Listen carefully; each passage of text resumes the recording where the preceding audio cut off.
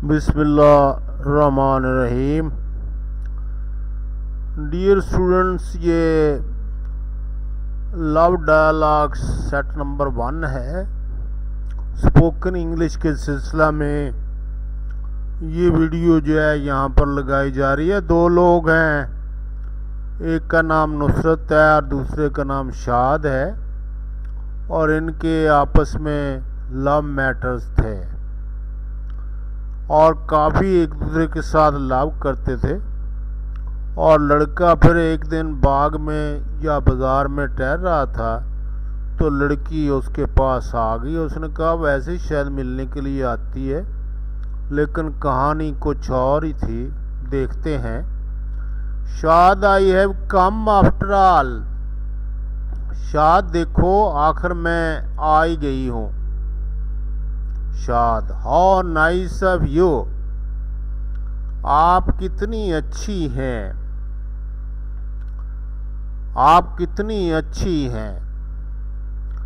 My dear, every step of the way will be with you now, but I have decided to live with you.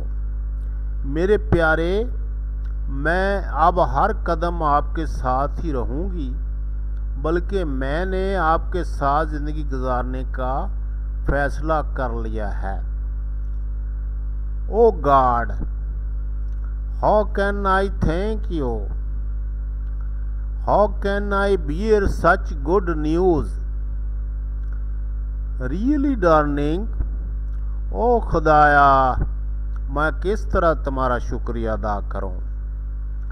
मैं इतनी बड़ी खुशखबरी अकेला कैसे बर्दाश्त कर सकता हूँ। डार्लिंग, हकीकी तौर पे तुम आ गई हो। ये आखिरी जो फैसले होते हैं ये ज़रा डेंजरस होते हैं, इससे अवॉइड करना चाहिए नौजवानों को, और इस पर अमल नहीं करना चाहिए। हमारी फिल्में और दूसरी चीज़ें देखकर बच्चे गलत असर ले लेते हैं।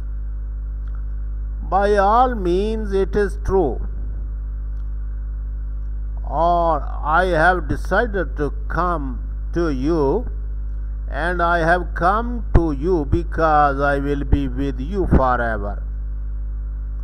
हरब बिल्कुल सही है। मैं फैसला करके आपके पास आई हूँ, और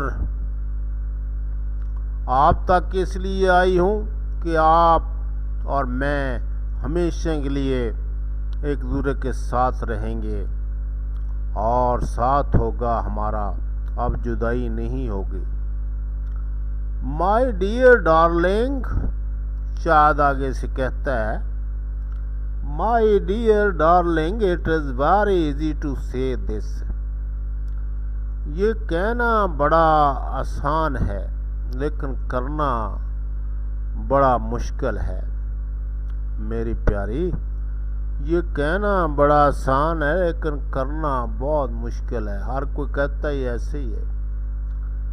आई have thought 1000 times and then decided. मैंने 1000 बार सोचा है और फिर ये फैसला किया है। नुसरत कहती है। शाद कहता है, but what if your dad does not agree. फिर क्या होगा अगर आपके डैडी रजामंद ना हुए। ये जो काम तुम कर रही हो फिर तो मसला ही बन जाएगा। क्या करेंगे।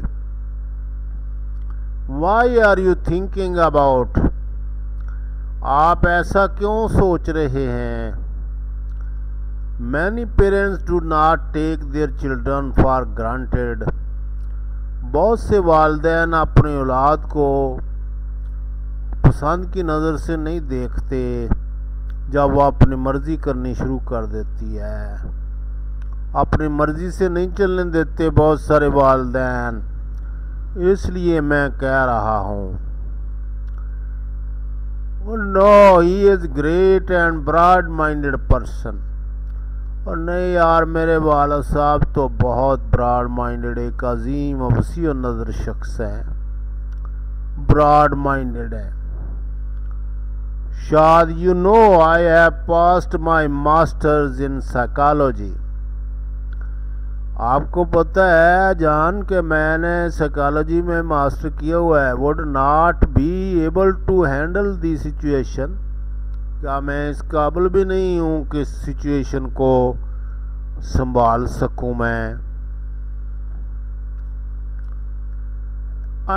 No dear, I wanted to make you aware of my parents. और नहीं यार, मैं तो आपको अपने वालिदैन के मतलब शऊर देना चाहती थी, बताना चाहती थी कि मेरे वालिदैन किस तरह से है. नुसरत कहती है. शाद आगे से कहता है, thank you darling, I shall try my best to handle the situation. इस सिचुएशन को हैंडल करने में मैं कोशिश करूँगा.